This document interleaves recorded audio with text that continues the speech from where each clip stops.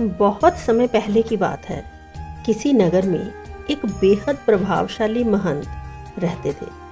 उनके पास शिक्षा लेने हेतु दूर दूर से शिष्य आते थे। एक दिन एक शिष्य ने महंत से सवाल किया, स्वामी जी, आपके गुरु कौन हैं? आपने किस गुरु से शिक्षा प्राप्त की है? महंत शिष्य का सवाल सुनकर मुस्कुराए और बोले, मेरे हजारों गुरु हैं। यदि मैं उनके नाम गिनाने बैठ जाऊं तो शायद महीनों लग जाएं, लेकिन फिर भी मैं अपने 3 गुरुओं के बारे में तुम्हें जरूर बताऊंगा। मेरा पहला गुरु था एक चोर। एक बार मैं रास्ता भटक गया और जब दूर किसी गांव में पहुंचा तो बहुत देर हो गई थी।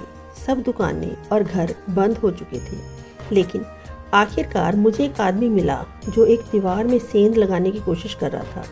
मैंने उससे पूछा कि मैं कहाँ ठहर सकता हूँ, तो वह बोला कि आधी रात गए इस समय आपको कहीं कोई भी आसरा मिलना बहुत मुश्किल होगा, लेकिन आप चाहें तो मेरे साथ आज रात ठहर सकते हैं।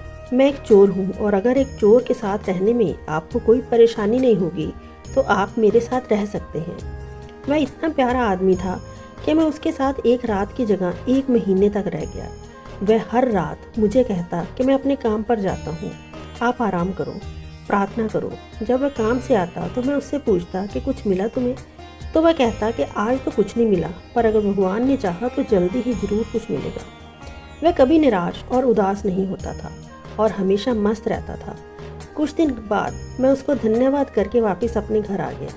जब मुझे ध्यान करते हुए सालों साल बीत गए और कुछ भी नहीं हो रहा था, तो कई बार ऐसा क्षण आते कि मैं बिल्कुल हताश और निराश होकर साधना छोड़ देने की बात सोच लेता, और तब अचानक मुझे उस चोर की याद आती जो रोज कहता था कि भगवान ने चाहा तो जल्दी ही कुछ जरूर मिलेगा। और इस तरह मैं हमेशा अपना ध्यान लगाता और साधना में लीन रहता। और मेरा दूसरा गुरु था एक कुत्ता। एक बहुत गर्मी वाले दिन मैं कहीं जा रहा था और मैं बहुत प्यासा था और पानी की तलाश में घूम रहा था कि सामने से एक कुत्ता दौड़ता हुआ आया। वह भी बहुत प्यासा था। पास ही एक नदी थी।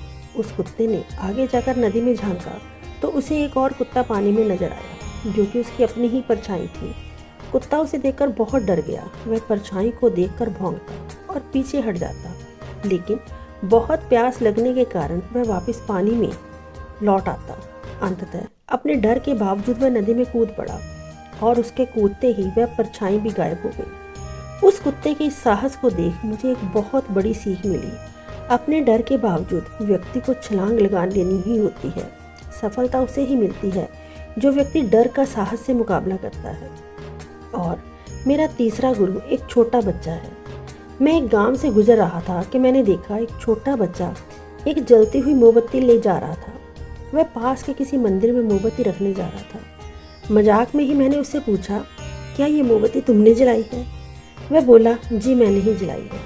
तो मैंने उससे कहा कि एक क्षण था जब ये मोमबत्ती बुझी हुई थी और फिर एक क्षण आया जब ये मोमबत्ती जल गई। क्या तुम मुझे वह स्रोत दिखा सकते हो जहाँ से वह ज्योति आई? वह बच्चा हंसा और मोमबत्ती को फूंक मारकर बुझाते हुए बोला, अब आपने ज्योति को जाते हुए देखा है, कहाँ गई वह? आप ही मुझे बताइए। मेरा अहंकार चकनाचूर हो गया। मेरा ज्ञान जाता रहा और उस क्षण मुझे अपनी ही मूर्खता का एहसास हुआ। तब से मैंने कोरे ज्ञान से हाथ धो लिए। मित्रों, शिष्य होने का अर्थ क्या है?